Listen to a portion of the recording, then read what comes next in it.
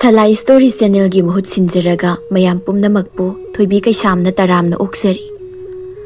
Ngasisu channel asina mayamgi damakta yamna nungairaba wari macha ama puduna laksari.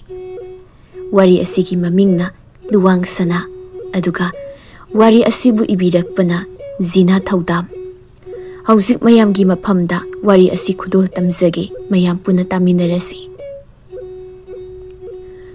Matam na sum haukibana matam ge hongbasu asum lai. Matam mabudi kanana su khamba ngamde sana imungi thabain khangsing loisilladuna magi kada sanglaktuna phamungda phamthai. Thabak tawrubagi waraduna sorsu sangna hondoi aduga masindasu tablapna solai. Fanayam nungairabasu. Fanayam ningba thungdabasu. Sana lupa. Lantumna ahi mangsta pairabasu ahi punsi asidi nungai ba haibadu oidreko wahi asi hairaga yam nungai tana amuk lay mahangna sahi 18 kun surakpagi matam madu nawhauna namuk ningsing lay luwanga phaminaduna sanan hairei phaniyam di kuireko ibani na nungsinaraise thazaba leiringai kainabasu yaroi wakal manari kai buksil tinaringai nungsibasu adu makha sathaba yakini aduna sana thazabasi amaru oi hoi adubu ibani na nungsinari ni torise thungnagadro ayeng wai imungi mi khaina yekto yaibase khangla adi dada ibani kamai tawduino sana yek ni bani punsi le paya banate hoi thaina ahalamana moi yak taktagi yek thokna base longna leina phatti hainari bani haidi isil inaw thoi haibado khangali bani adu sana dada di nang yam nusi aduna dada nang bu kaisu thadok laga salwi aina ngasi hairisini yek tanatana yekna ba kaya laksano ai pumna mayok na bangamgani dada nangi damakta pumnamak loina mayuk na bangamgani dada ay thazai ay pumnamak loina thazai dada na ay nungsi haibasu ay khangi mama hawgalo ay hale sana masanupi sinthan hawdorakpaduda mikap thoklei masana phamung manakta lepto leirambadu da hairei isa thoibia kayang kuirege halakpa amadi tum thaura mali wayasi hairaga phamung dagi kumtharei masana school chalubagi dress adu hongdokpi aduga hairei mama ne nangi saksana ba amta thiruge nangsu law ko bubok sunya nang lakpa nga saide ngairi bani bubok ka pulap chathok minaru law hoi somdana Thoibi isau langlaga magi kada sanglei luwang su phamungda phamdur lei magi nupina isau langlaga sangakpadu da hairei amuk kedoroge isau langa sangi dubo Thoibi isau sau khai luwangi manakta phamtharei aduga hairei heisu isa pami isa da nusi da bunati heisu nupi moina mama amana macha mabu kayagi matik nusi haibado aisu khagi sibu aini yawningdana yawjiraba adu kaidoroge amu kari tongdarage tadi kaidoroge base honoi namana ne ai uba yadre uba khudingi chik tawraga lei sidabu ai kamai hingdoino luwang sora masang hondoi aduga yam ingna tapna magi nupi dairei imasune masu pamjadan tawrini kaidobagi masa mamuda ot naidan tawduino nang suisu soibum tanate ma yawjarsani honoi na madadinya adugi wakhaldo karim leiba nati nunga lakpadagina numit taba phawbase lin kharuna kambado na khu kamaga leireba kamji bahai babu nimidang tumido adukak mangairi wayasi hairaga paithoktuna luwang da yengamaga babalumda thoki luwangsu Thoibigi matawaduda nokvet tawrei aduga mana hokra matamgi thodokra nahuna ningsinglei matamdu luwang yam sauna sanada onsilaga ngangi sana dada nang na tabak da koi dai bani Kayno, nangna di isang langi do ba? Nati, imanabido, ngasi kag thengnabagi nungairiba kamai tawrigina hangnarambay wani. Luwang na sumna kon kan kalagdag nganglagpaduda sana mapi ira chilei. Makol tanik-tanik tapna mamaido non thadu na hairi. Aigi oirati. Aigi oina sum leihanigi. Lamlanbi kanaganak sinabadi lairadana. Mitchina phawba yenghaningdi. Nangna lamlanbi amaga isam-sam na wari sanaba oirasu. Aduda dadana nokiba minokto. Madu phawba aida singna kali. Aida singna pamuhi dada. Waya si hairaga sana khamba yadana hik laukhay kapthorei. Thangmoy sengna hairakpa magi matawna luwangya sawa pumba mangkibagum tawi. Karigidi mangoy. Nungsibi mana sumna hairaklabada karamba thamoyna kayam kuina sawduna bulaygani. Luwang sanagi manakta tapna sangsilei. Lukthadu layba maithong adu makut aduna makasayani tuda paiduna non khathalli aduga hairei. Sana Dada nangi nungsiba miraiba nati. Asuk nungsibi nangbu dada na kamain thadoglaga sadoino. Phazaba kayana imangda leplabaso. Dada nang nataba kanamti yenge khandigi. Dadagi thawai macha. Dada na hingliba punsise nang kaktagini. Wahai asi hairaga sanagi maraiba kaduda yam nungsina chuppi. Nungsiba mana themlabada karamba thamoy nadi kayam kuina sauraga leiba ngamgani. Suktok lamlaw may thongso oinaba mataw amagum nokfit tawrei. Wahai amana mikup amana pumnamam anghankre awahaw pumbasu kawkre. Luwang masado minanumlakpagum na tawi. Mamit uiri pangthorei Thoibi na magi manakta phamduna. Dada, si hawgalo. Saksana ba tawr silaw? Taraba. Luwangsu mamit anido makut na noiraduna tapna hawgalai aduga hairei. Ayoyo.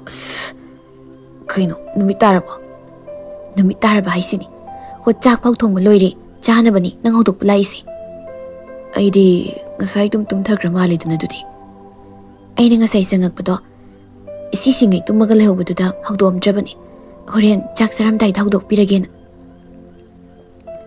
Luwang sunokfet tawraga amuk makha tarei. Imadi saksakrabo.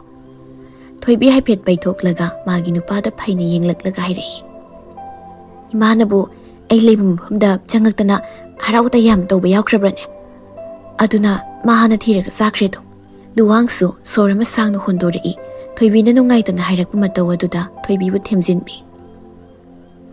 Yarisi kem khalurano. Imasu masuga to pamningdana tawrini. Ikoinasu magi hek maning thungan mato gamdri adunani. Nangbu hanba lakpada imana sumay tawbrane. Hoiba tawramdeba sumayna ado Hanggang sibu ibani na yauroni yaudriraba. Adasu kitang kanbibadi yaidana. Sukhangdi pangangdi ngangi. Adunani ay naisi lin karaw haisi kuku kamda dum leibagi. Luwang Thoibi gi mataw asida tik laukhay nokthorei. Thoibi di luwang gi mataw asida karimnay haiduna sawningba mapoi. Phukawgalaga makhwang mitlaga hairei. No, pinanoon nangdi ay nuwabasi uraga harawzabini. Nangya pinbani. Wahai si hairaga pairaga mu yengi. Luwang di nokningbana khangma ngamdraduna hena makol thokpa makai nokthurei. Thoibi di sawningmbana luwangda makut masaduna pak thai aduga mu hairei. Nang yam nokningbra ha? Yam nokningbra ba? No, pinanoon nang lehuro. Wahai si hairaga isaw-saw makai satki. Luwang sumataw aduda nokna satkribaduda amuk kaurei. Hay, ngay ko ni nang ba? Pagi daw ba nimi? Ayo, pukan na rin tawrisi. Nung masuhusin kiduna sana, bazar dagi nisang napilay basat kitawi. Mahagino pa, yuhen matulag na. Tara ba? Ay nga si office nga dabiyari ko. Chak loy zaram labani, thiriga di tamamdri. Oren, chasik tara drana. Hoy, chak di ba pawdi ay shuhay nida. Ado, sindhadi. Ado ka nang nagay sa toy ba? Ayong nga tasi lo silisibo. Una sana pidi ngasay na school sakrabani. Ay na bazar pawda sa lugi daw bani. Ngasi nung pan mo irami. Laida kari no kra katrabadi. Aduna posi kra lero kitaw bani. Yuhen bado yam oy na matawa mada bisumani suktok tun hairei. Aya, Bazar si nang nasa tu raise. Ima satlan ba kaidorage ba? Horen mi na pha khot tawro. Phagi ni ko. Maduda mangsa doise. Ai ne khangaba. Sana do yuhen bagi mataw aduda nukning ba phawrai aduga muk laknare. Ho ai da phakradi phani. Mi am leho ga do punsi do amuk tabu yengningi. Is nang shuba ado yam kesinga no. Nang law na buhon na bada. Ay kaya waki ng kangra. Hawsik so, nang daw bigyan na may aktulagani. Ado na yung kigano. Ay bukari kira na. Yarasi, tingi, isa na batawragi. Waya si Hayraga, magikadagi, gari so puturagla doon na toglay. Sumang mato na liplaga, mamabuta na bahiray. Imasi, ay bazar pawda ang tasalukigi. Yamong tabag sa kani haybani, imasi na hurin sakto, tibiraga am tapizabikro. Lay masu tara duna mapana thoklai aduga mamang nupida yenglaga hairai. Hoi hoi, imana tawragi hay ado gari do tungmang yengdan thauko. Hoi masi. Wayasi hairaga sana gari thawdokduna thokre. Yuhen basu thongnawdagi magi nupina satkibaduda muna yengzahui aduga masindasu daplapna soli. Aina faniyam nungai na phonarasu. Nangi namangda masak thokpa phanayam pirabaso phanayam ullabaso ai khangi sana nang nuwai ba natte haiba waya si hairaga ungduna muklei nahunana thokiba thokdok sing ado asum ningsing lei sanana mathwayam nungai dana haizakiba ngangjaki mayam ado ningsing lei yambo ai Dalawang na sumay tawagan niya base ay punsi na tasedi ay mayang warawaya po. Waya si Hayraga makontok na kapi yuhen basu timzinbi yarse kem kalurno nangi tamoy masakang dana madisakrebani magi damag hausik wabagi mataw tadi sana masa si kapkanoba. Sana kap na yuhen bada ningam daba pau kaya tamsari. Yambo, mana yung onda iki. Sana masa dada nang tadok lagat chaloy ay na. Masamang na yung onda iki ba niya po? Duwa kaino, kasi ingat dari pa pau si po. Waya si Hayraga, leplam badagi magkuru kuntado na higik law makay kaplay. Yuhen basu sanagi mataw si yeng bangamdi. Sanana asuk yang wana ningamdaba kaya hayrak pasida. Sanaso makol tanik-tanik makamag tari. Yambo, mana yung onda aiki punsisi na layri kay. Sana nang bupunsigit tadog. Nang natabalamlahan piya maga, hek yung panminakrabadi. Ay mapugsigi. Meetei isahuda ba? Jagi minung sipang danatin buhay gihay na. Ay nga nasayi wasak sa amin. Aduga kayo na manatay si mo. Manatay si kayo na. Ay kang diya po. Ay ang wari. Waya si Hayraga, kambayada na pirang kaya masusintaray. Ningamdaba na piktalaba tamoyado makultok pa makay ding taray. Yuhen basu kari haigadabunu khangde themjin bibanatta na upay karim talaite sana masinda tapna solai yaroi aigini mate aina taplam lan bimatana aigida tapu ki ba yaroi ai mayam nung siyambo ai mana lamlan biyamaga chen song na tawrabasu ai mangonda leiba gamni yambo nang nagi matigam da pangbiyo ay gadala waga una na ba yapong namda sinbiyo. Waya si Hayraga yuhen bada makut masani duna yuhen bagi tabag da thai. Laymana ibungo tara badang bo nangbo tabag sa niray niya aduga po tabam iray da bagumna thongnaw maya si tumidubu karino ay tara ba nangbo ibungo. Yuhen basu tap na hugalai mamita mano ukiba awaba manglana duning singlay. Manglani haizabatani. Yuhenba humang kangladuna humang adu makut kunamaduna taithoi adu gairei. Ima, chak thirabo. Chak ting asai na thiri imana adu nangbu kaidaurage namai namit ka to humang ikang kanglibudubo. Kaishu tawdi daima. Ai luisin loiraga thulage. Wai asi hairaga phamung manakta sangsinduna phammi. Phamungda sanana mana thabak chatnaba setnaba haiduna mafam sana thamlamliba mafi marol aduda yengi aduga tapna hairei. Sana masa. Nangki ningai sidi ai yang wai. Yambung nangbu harawan budi ngamdi. Ngamnabu fanayam hotnarabaso bumnamak nangonda di maiti bangak tuiri. Nang na fanayam ai mangna raw maitong nungai bagi maitong fanayam mutlabaso. Nanggi thamoy nung da wari bato. Yambung sa bumnamak kangi bumnamak uyi. Adubu sana masa. Yambung na nangbu kayagi matik nungsi hai badaso. Nang nongo di soy na kanglakini ko. Yambung matam no ngai rage. Nang naibu thamoy sila nungsi sarak bato ay ngai rage. Ay matam do wana ngai rage sana masa. Waya si hai raga yam nungai na namuklay. Asom da na sana wasay lay baloy rado na toglay. Toglak pada luwang su ting narare. Ngihek mitjanay hoy ni may ni karim hay na di. Luwang su sana bumit pam hong daw makayeng say sana su dumangayri. Lambi da thong nariba gari horan makola sina sana do yeng liba mit pam madu hongi aduga luwang dayri. Nungayri ba natro? Thoibi di anaya kaysu yawda ba natra? Luwang su tara do na tablap na sana nahari ba wahay do da kumlay.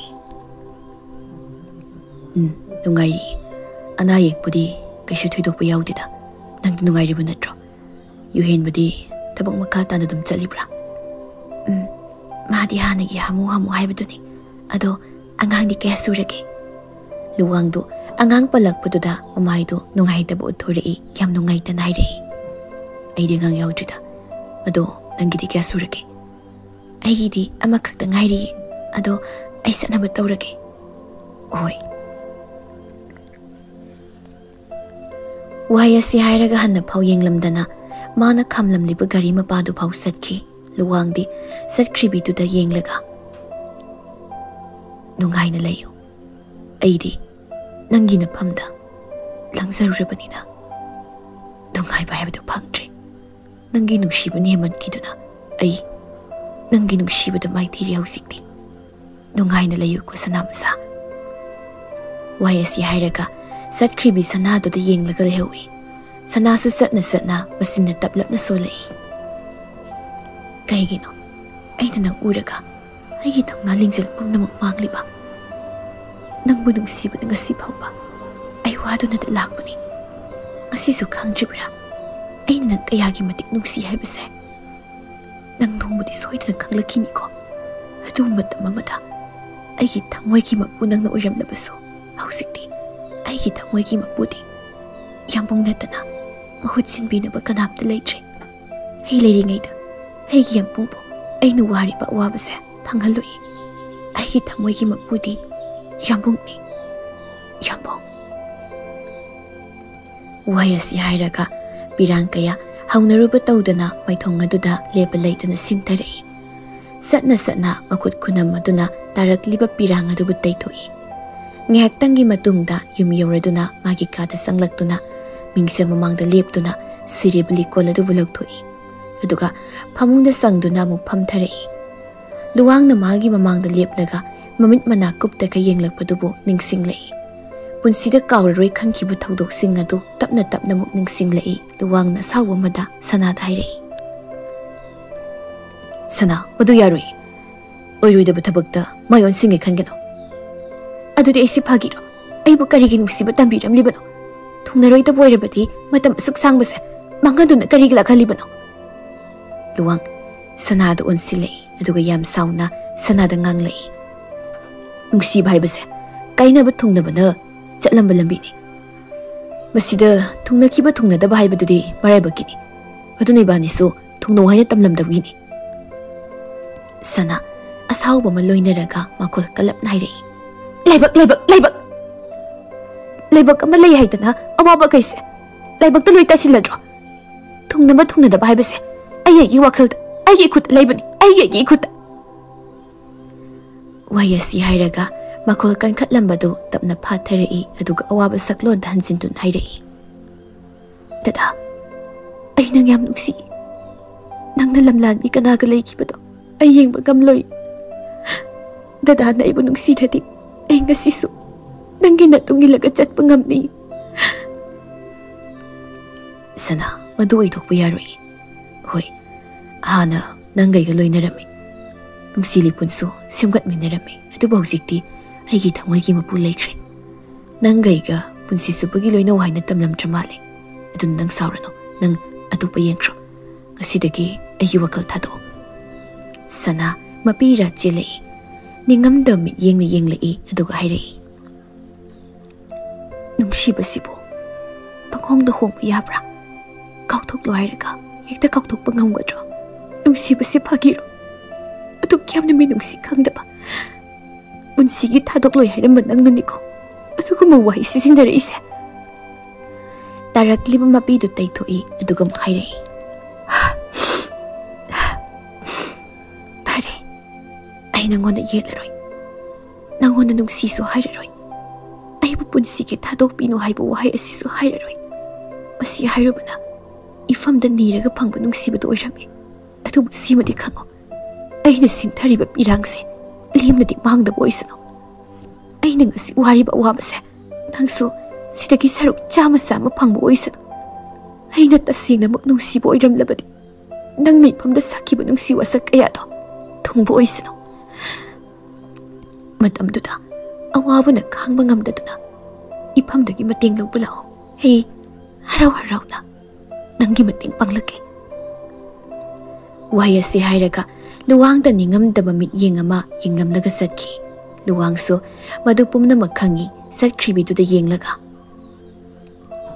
warugano ei nangbu nungdiam nuksi nangbu thadoki hainaso nongmuta khankide adubu nang negi nakta layu haina tamlamtrabaso aigidi nangna piramliba sapasni pilage thungbaso isakisano aduga nangso ai lande haibado soidana khanglakini kusana matamdo ayam ngai gisana wayasi hairaga satkhribi sanaduda munna yengzahawi sana haukraba thodok singadu nauna ningsinglaklaga higik laukhai kapsari yuhen masu magi kada sanglakpada sanana kaplambadu sensile aduga sanamasa kedoroge si kahinu kapidubo yamung leisidi wayasi hairaga sanado mathada chena konsinbi sanasu makul thokna heni kapai aduga masinda su tapna hairi yabu ayawar aibu nangina thasidagi silaga nak chatkinu ko yabu aibu punsigi thadok pidu ko yabu thadoi sanamasa yabung leiri kai nang punsigi sumtha thadok loi wayasi hairaga sanado mathadagi tapna longthokpi aduga makhut aniduna sanaki mamaida paira gairi se hayo yambungna singna kumo kedor gairo yambung mato ngasai aiga waisi hairaga kapai yuhen besu khangi sanana haribasi luwangni haiba yuhenba makata na hangluje wa thaidok laduna yarisi to adusana yambungse isakra nungai tena tabak tagi suti loktorak laglaini chaksam lami yambungda kembiza retro wayasi de sana wapi pirang singadu makut kunam duna tapna taithoi waramba sakpham da hongduna nokfe tawra gairi pisadoini yambungsu pirol hongdok piro aisa saksaji bazar de gela puta mangairi aduna ai thido mage yambungsu chakhomda sangbiro waisi hairaga sanadu thoki yuhenbusu noklama mai thonga do hansinki mabuk ningda tapna sonjai sanamasa tangasisu mabu kaubu ngamdri natra waisi hairaga yam nungai tanamuk lai sanana kaplaga hairaki wai krado amuk ningsing lai yabo ayawar aibo nangina thasidaki Silaga nang satkino ko yambo. Ay pupunsigi tatawpino ko yambo. Wahai sing na sining-sing lai imuk masamatom ta nokpet tawrei masintaso tapna muksolai. Laknarira. Ado natragana taseng na nusirira. Sanamasa. Nang yambong du utlibu mohong asibu jumlibra. Wahai si haraga kansanay aduga soramuk sang no hondoi sanana sakumdagi kaurei. Yambong! Yambong! Chak thiba loire char silao. Yuhen basu dahardana kumlay. Lai. Somdana luwang mayum yauraduna imungda sanglay. Mamana thabak loisin-loisina isaw langlaga lairibadu ma urei. Litlay so masasangagpadu dairei. Ibunga, imaga wari khra sasini nangwa. Luwang so mamana dum nahairakpaduda chalamudu sep lepi aduga kay haygima. Imung se surol yaudana sumaina sum leiragadro. Nate imitsida isuga da uba phangdana asum leiradraba ha. Pibase nang nathantani. Nasina nauda ani subo oirabadi imasu kaisu hairoidaba. Adudi nate nang nathanta poi aduga nasana su yaujabadi kaidawdurege yum palubage. Aduba hausi poibu kaidaw haibano ima. Hai imong sunya sum leijasani. Aduna nangsu imong sigi yenglaga atopa wahai si haiba loijringaida luwang na thatsilai. Ima, nupani haiduna isagi nupi ma leina atopa nupi yengmado ay pamsade. Hoi, nupa si samagi mapuni hai adubaidi chamagi mapudo. Nupi da sangdam na dana uningte. Thongna leiba mapamdo oina uningi. Aduna ima aigidi Thoibi na matik isa sari. Wahai si hairaga magi kada sangki. Liklay so masagi wahai duda masata na ba laura ka hayawi. Hai, nang makita khalo ni imong sigya. Sada nang da sandok dana hayeng noiba seba sebi taw ni ngay leita dana thi laura ka sa ni he. Wahai si hay dan lihawi. Luwang so magi kada sang laklaga pamung da pam thay. Tay na pam khangde thamoy adu aduki matik sauning duna lay. Thoibi sangak paduda luwang phuk hagwat laduna asawa madaire. Nang sa kaidaw sangay no? Ha? Kaidaw sangay no ba?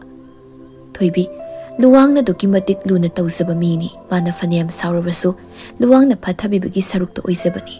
Adubo, nahan makay ka mana da mataw ulak paduda ingangag na, luwang na ying dolay, luwang na wamakatare. Chalo, papa na tokro. Ay ginagda, among na sangag ka no? Nang ginasak to, ingon da among na ulak ka no? Nang laro ba dagi, ay punsisya, laikha tarabani, chakro sa no? Gihan men tahadaba, wahay wata sisinnarak paduda, Thoibi do ingangag na lay. Luwang so, man haiba tawa sade haiduna, Thoibi gimanagda sang sinduna, kupang na tare, aduga. Nang gisiw si Jira, ha? Ay ngon na karim na iraba. Ay nang asay di harisi kanada na. Nang sida sum na irisi. Ay nang ngon na kari haike. Asum da liklay do, masano pa na makol kalap na nganglag padu tara do na, mamu amadi, masana layba kada sang lay, aduga hairei. Hai, kaidaw narage niya, kayo ba noy na tawrisi? Ahal laman paanda ba magum noy na kusira si tawrito, karigino ba ha? Thoibi, makut naman na, luwang na kupang na tarak pumapamado da bayraga, mabirat chilaga hairei. Ima, ay tadada kay suhay kiba layti, ay karilang kiba no hay bapaw, ay tasing nagkangdi. Nahan kay hay tabo wahi watakra hayraga, ay himay da kupang na tarak pa. Ibema, karim tahay da na niya, man lang na tawribado, nang nasan kitang kalo niya. Uhay panda bu ubu, kayang ko'y na, masama riyang pando na kayang ko'y ni ingkol da hawki doy no, ha? Ado na niya, uhay panda bu udi, may samsing na ta na karim ta upay lay tabani, ado na, nasana krakag na sa luko.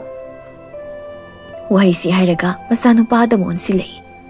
Hay, laykay ko may uway ni, nasana gyan tao, minati na hay na ba do, imapam di.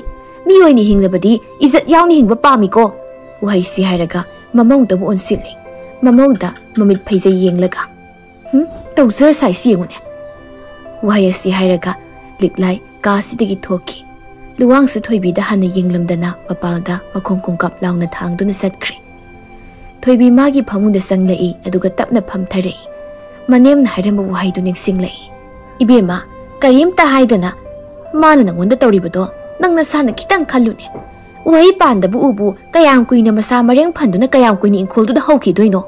Ado na niya, uhei pandaba udi mai sam sing oiba natana karimta upai leitabani aduna nasana khra khangna saluko wahai asi ningsinglaga kapai lepa leitana pirang kayasu miludagi sintharai aduga masindasu taplapna solai chumi doina hai chumi uhei pandaba ubu kayam koina leikigani aduma mangsaki batabani hausikti yumsi leiribagi kanaba aingoda leitri yumsida aibu nungsibiba kanamta yaudre haiba ai isana khangsarai aduba dada ai nangbudi thamoi sengna nungsiye wahai asi hairaga hik lau makai kaplai madu pumnamak thong marumda leiriba luwang pumnamak khanglibani masinda tapna solai thoibida yenglaga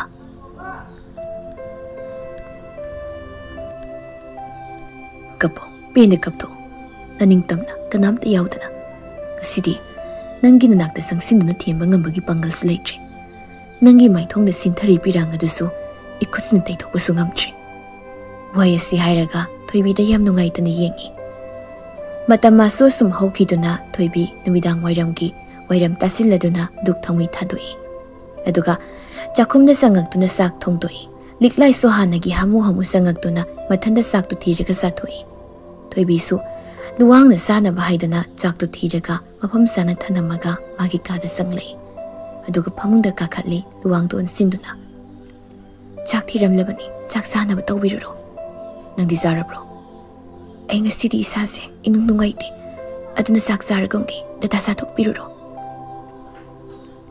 ai ngasai wahai mani haibagiro nang sak saroidoise natti ai saningda tawbani luwang sora masang do hondoi aduga thoibigi manakta sangsinduna matam kuina dagi aina namona lodon thamlakpa thodokra lei aduga sidi aina gonda hairage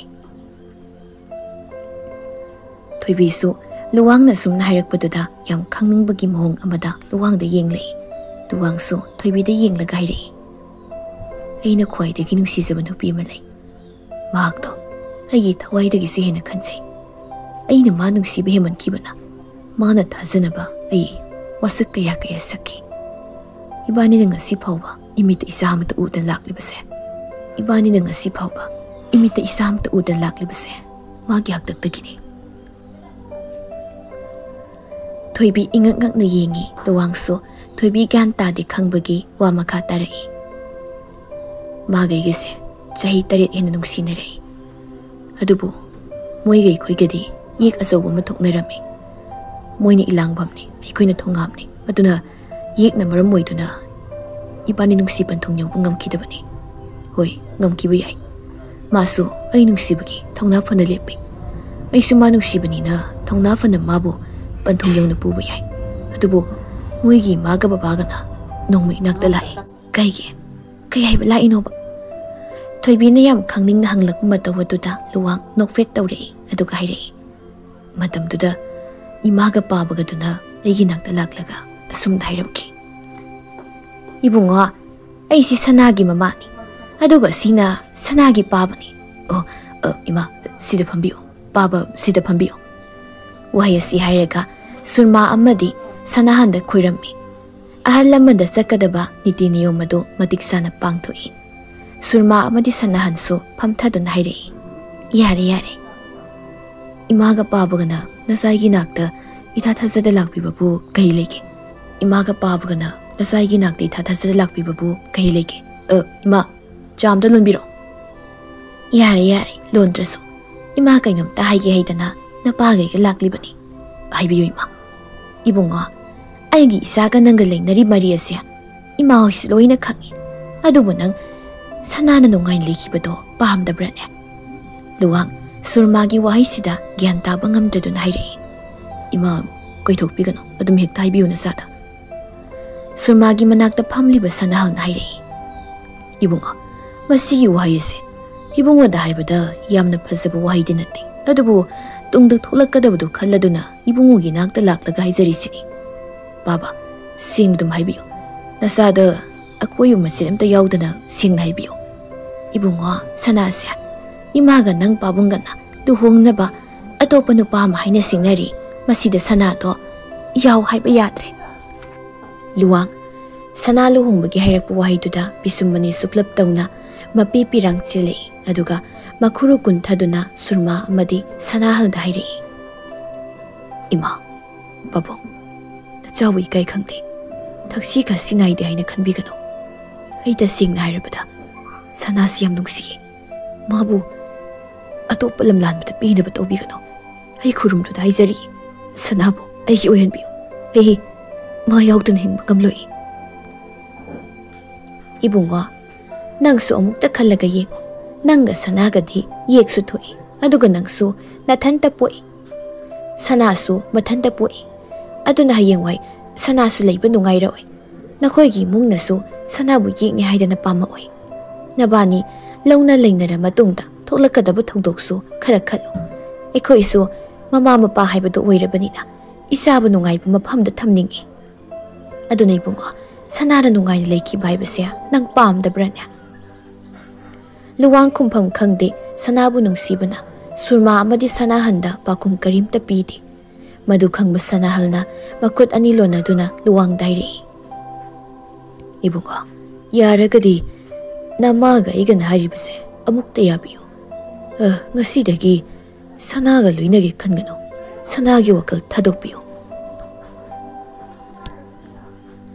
Wayasi hairaga sanahal amadi surmadu luwangda khurumai. Luwangsu sanahal amadi surmana tawribadu dairei. Babong, ima, atuna tawbigano. Aisu maduk umnamak khangi. Sanana nungai leiki bhaibase. Ais nungai bani. Ai sanagi mapamda amuk hani yetlagumki ima. Wayasi hairaga surmagi makong konduna hihik laukai kapsarei. Surma amadi sanahalsu masa sanabu kayagi matik nungsi haibasi hausiktada khanglei. Luwang thoibidu onsindun hairei. Asidagi aina sanabu lapthok pauraki. Sanasu aibu nungsibagi mayaina. Ma aibu haizaba nonzaba kayarat laki kayarat nonzaki. Ai mabu nungdi nungsi. Adubu ai mana haibu wamda takide.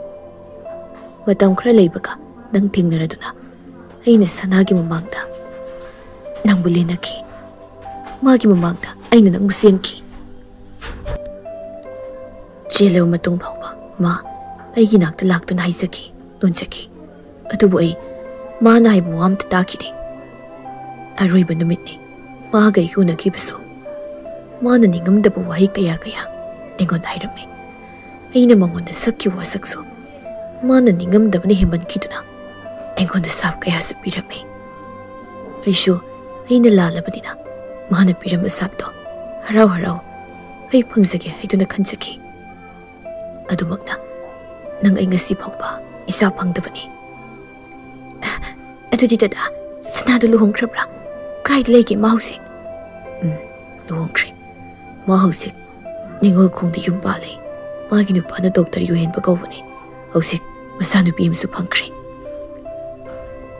Wahi sida sana masa phangkre haibaduda thoibidu mapi ira chilei aduga hairei.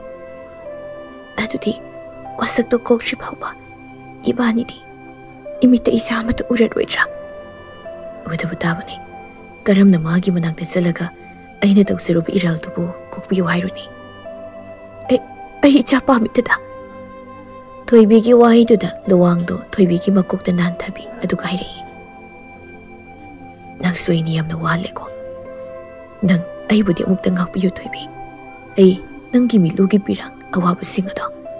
Ai kokhan mangamgado matre. Ikut simang naso nanggi lanstra mai thongaduda khupakna thakre. Nang aibudi ngakpiyo ko.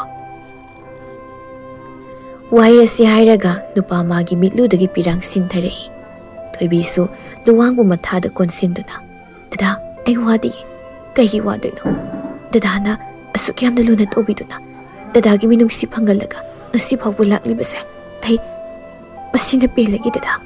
Ai kaisu wadi.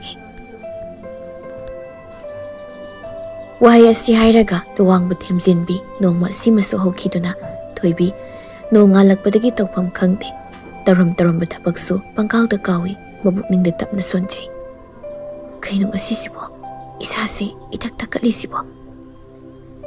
Wai asi hairaga suri tafamda makong yanthaduna phamthai amuk masinda tablapna solei. Aibo sanagi manakta chatpana phadoira adu natragana chattabana phadoira. Mama ama oina laklabadi isa phangna lambi yatba haibase ai ithawni aduna ai ikaibe yade sanagi manakta satuna ai ki isa buni saruge. Wai asi hairaga masa pambana ngawrabi Thoibi du imungda hatho hatho sangakduna gari masagi sodu lokthokduna mapanda thoglai. Ayuk numidangda setliba dress adu hongdoktabida sanagi mayumda chatlabani haidana gari masadu thogdokhi. Luwangsu magi nupina gari masa thogdoktuna satkibdu uhawi. Imungda sangsinduna gari achawbugi so lawduna sumangda khamliba gari du thogdoktuna Thoibi bu maning oirapna tanare. Thoibi su hang-hangda lakpana sanagi mayum yauri. Gari du thongalda khamlamlaga sanagi mayumda sanglai. Madu pumnamak Luwangsu khanglibani. Luwang gari dagi kumtharai aduga sanagi mayumda sangbadi sangte. Thongalda leptuna kuning kangkhatuna magi nupibu yengsarai.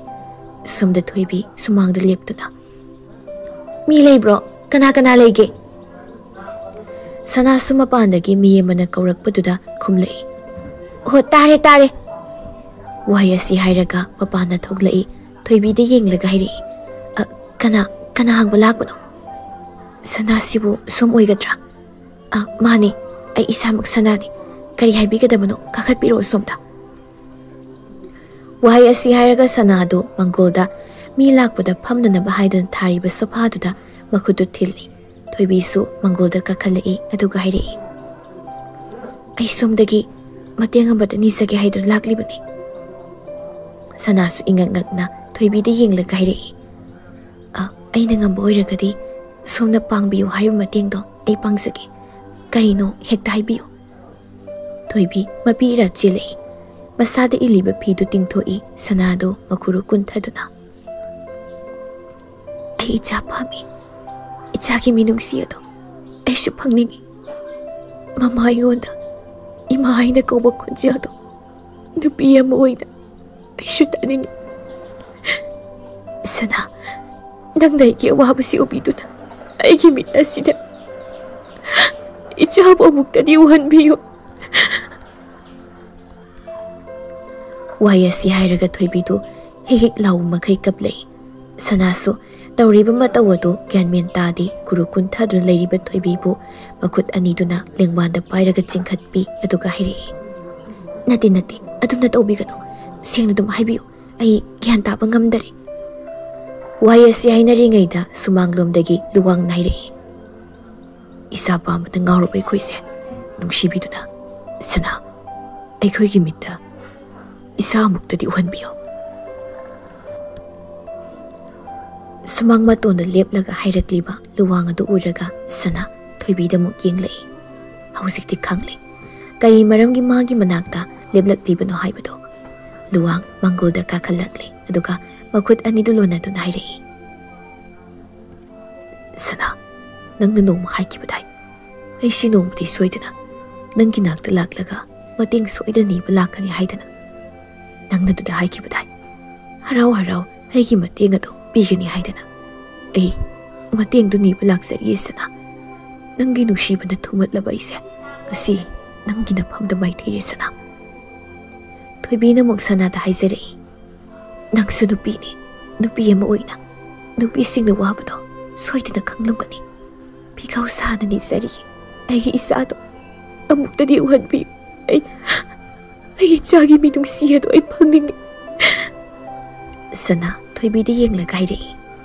Khangi ai pumnamak loina khangi. Ai gini ngamdaba asawbana thumatladuna kaishu khangsadabhi nangbuso awaba tahanbiri. Masigidamaktadi ai nangonda lale aduga nangna tasingna nasa phangning oirabadi aigi burdagi nang nacha phangba oyuko. Wai asi hairaga Thoibigi sayengda pairei. Thoibi su haraubagi mapi kaya simtharai aduga sanada konsili. Sanasu Thoibi bu konduna Thoibigi tungda lepliba luwangda yengduna sap adu kokpiri haibagi matagum angaktu nomlai. Luwang su harauna sanada yenglai Nongma nongmagi sum hawkiduna Thoibi mamita machanupa ama uba phangjaki. Liklaisu masu phangbadagi masa mamau amadi masubu aduki matik luna tawjai. Warammasing ado pumnamak kokhirami. Asomdana sana yuhenbana phamungda phamdra leibaduki manakta sangsilai aduga manakta phamduna. Pau nungaiba matambigi. Kay pau nu sanamasa. Atubura aykhoy yumsi mi hilak tawre haiba. Kana laktuk legay siya. Sana, mamit paisa yenglai aduga yuhenbada kupang na taray. Honang mapaway daw haiba. Waya sida yuhenbado sanada mo na yengi aduga nokpet daw rin. Asing mura sanamasa. Sanado sawrado na pamungdagi pukhaw gatli aduga isaw-saw na hari. Yamung damog pagi daw kidribo. Yuhenbado pukhaw gatli aduga. Aya, isa mo supang daw ba?